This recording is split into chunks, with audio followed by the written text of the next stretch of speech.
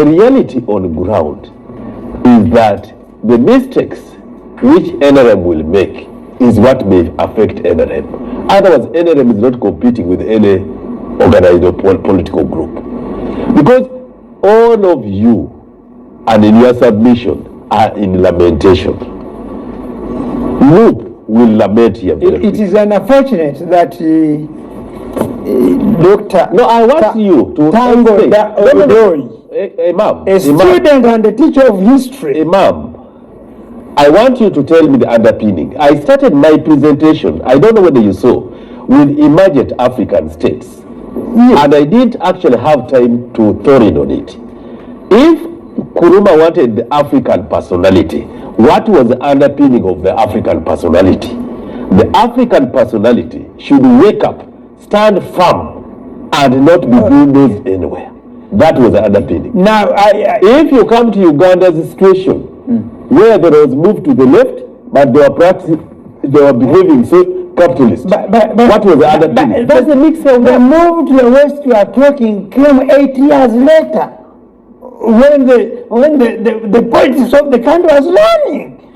The underpinning of a political party is what I want you to emphasize. 8 years later, that's when it came. And it came not because it was a real ideology, but it was you say the right thing. You say the right thing. So the ideological underpinning of political parties. Yes. That is the thorax of what I want us to discuss. If asked me for Jim, I will tell you. What is it?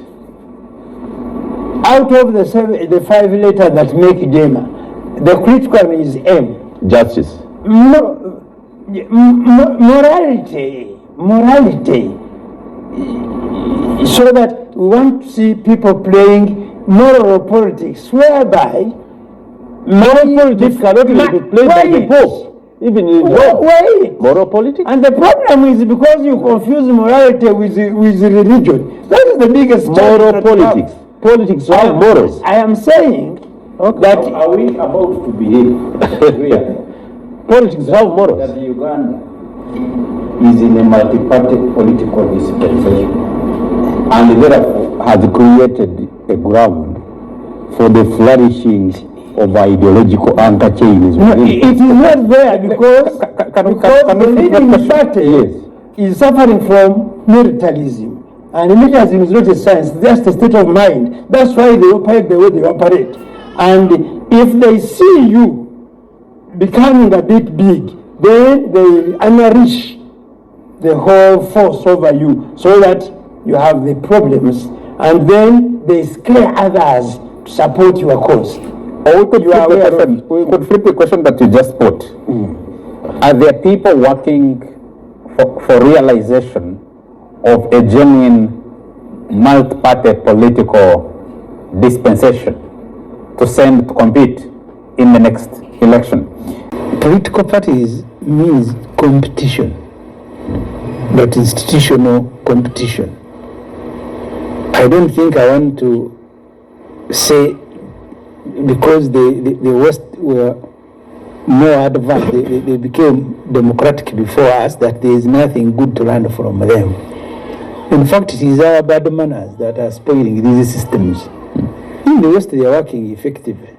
If you want to work with another party, after elections, you don't get the majority, you sign an agreement.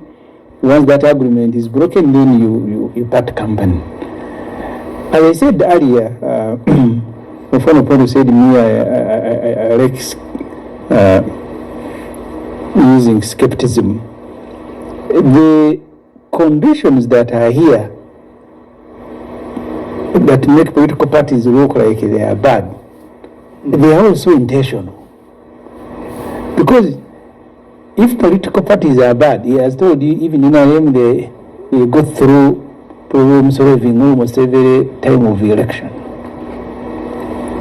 But because you have a military leader who has now appointed his son to take over the military, and they have different standards for themselves, they can close roads because Museveni is going to address a rally in Uganda. And for you, they will say you have caused an accident on the road, so your politics now has been stopped. The moment you have different standards for different actors, whether it is whether the system is imported from Europe, whether the system is domestic, the results are going to be the same. So what we need to do is to subject every institution to the same standards, which we are not doing. And when you don't have the capacity to subject everybody to the same standard, what are you taking into the next election? That question I answered earlier, and I said I don't want to take the sole responsibility. I think this is a corrective. We all need to correctively rescue this country, like it has happened elsewhere, including you, the media. I can't blame you, but you like asking questions that should be asked of everybody. If the religious people participated in rescuing South Africa, rescuing Malawi, rescuing Zambia, we should all be doing the same thing, because we are all victims of military rule. So the political parties themselves, that maybe you want to say they are disorganized, they are divided, they are weak, they face the same problems the media is facing in Uganda. They face the same problems that traditional institutions are facing. That's why we need to be fighting together, including, by the way, some elements within the NRM. Have you been able to articulate that call to action? Are you mobilizing the people listening to you? If they're not, why are they not? You see, the price to pay, people need, and they always think about it before they come out to make a contribution. If you go to Libya, I didn't know that at one time I'll see the fall of Gaddafi. I've said here many times, I was in Khartoum when I saw al-Bashir being welcomed from South Africa. They really wanted to arrest him from there. I didn't imagine. So the courage, the entire population hasn't picked courage to confront this problem. Okay. And that's why they want to pray and encourage the few who are courageous. And that's why the few are paying the price. These young people who are in jail, arrested for supporting Chagulanyi, this who is in jail, they are the ones who are paying the price for being extra courageous. But we all need to do the same thing. Okay. I didn't know that a chairman of Mwasa will one day be here now defending militarism. I thought that Makerere people should be the one leading us in providing ideas on how to fight militarism. Now they are the defenders of militarism. Ivan Okuda says, my own view is that politics in any society exists in a context of history and economics. Uganda is still a poor and backward society where in some areas people are still 2 or 3 centuries behind human civilization. Therefore, the politics of such a primordial setting is built on survival around basic needs of life. How to transition from this state of affairs into a modern society where ideas and ideologies matter and determine politics is where leadership starts and ends. Unfortunately, in Uganda, leadership too remains in survival mode. We are ripe for a revolution to address these contradictions. Let's kill all the politicians to have a refresh. Now look at that. Honorable Mwanga Kivumbi, If they are going to kill all politicians, as NUP, what are you taking into? Yes. And I think... Can I put a question? What are you taking into this year 2025 towards 2026? Before I even go through that, the whole discussion is of an elitist mentality we've been having. The actual position in Uganda is stronger and grows stronger. It's because it's by the ordinary people who every single day face existential issues. The national population census has just come out and says 5 million youth are unemployed.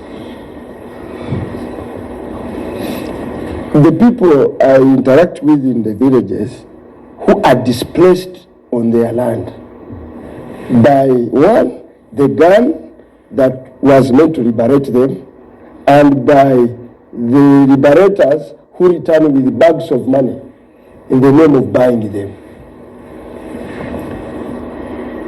When I drive along all these roads, and you see the destruction on the natural environment, on the watch of an existing government, and affecting the daily wealth creation of people are the real issues.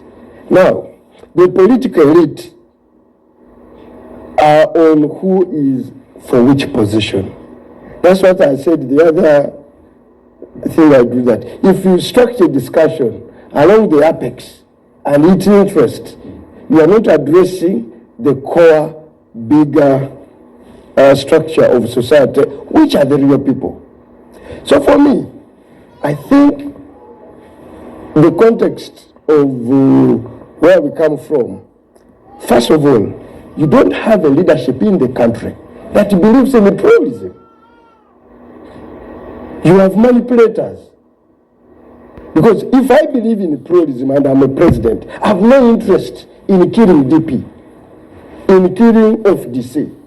After all, we have even financed it through the Political Party Organizations Act, pressed public money. Two, the political party you're talking about, NRM, also doesn't exist. Yes. Who pays his salary? Who pays his salary? He is paid at the same rate as an MP, actually as a minister. Him. Whenever Ssemujju is the shadow, yes, can you tell the public your salary? You. I'm the owner of the salary. No, can you?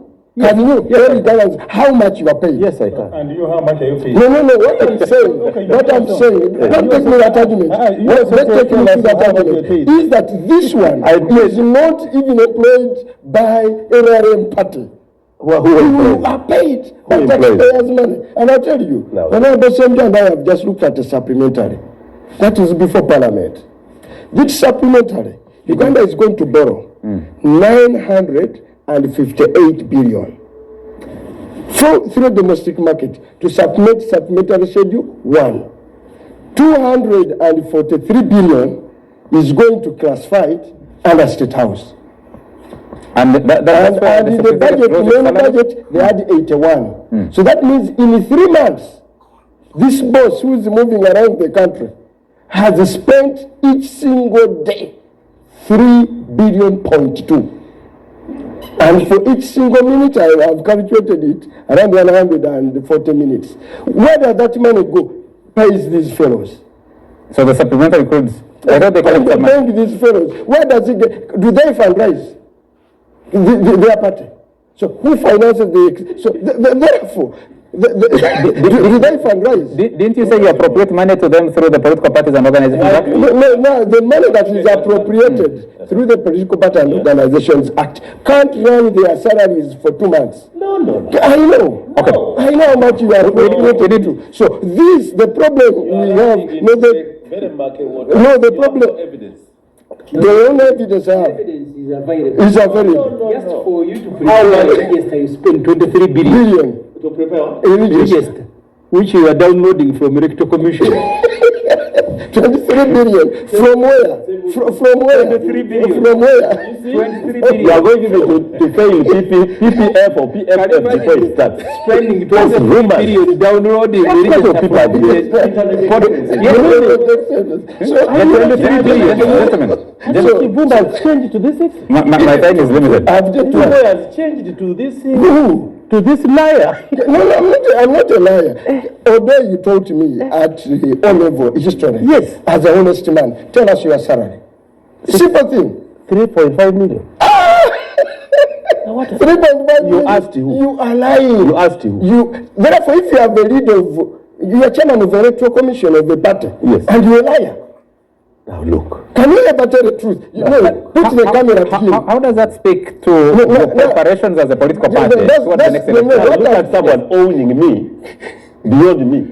Not, I'm not owning you. If I told you Mwanga Kivumbi in maybe 97. Some years. Yes. What do you think I was doing in this country that I can remain poor? You think I was just seated there? Look at this. Look at this kind of blackmail. So the big. Look at this kind of blackmail. Please, that I told you you are rich and I should remain poor. You have brains. The point I'm trying to make. The point I'm we came from Kisoko boys with the phone of Pondo years ago. You want me to remain in that abyss? No. Please, Honorable Ssemujju, please. I have taught in I have taught in Shibuli SS, I have done all these things. And you want me to remain because I was not being paid by government? You blackmail me because I get money from you? No. That is nonsensical. If I bought my first plot in Kampala around 1997, was NRM paying me? NRM was paying me through salary. How does it pay? How much does it pay? That's a question. But I told you. How does that speak to the question of the preparation? There is reason to be angry.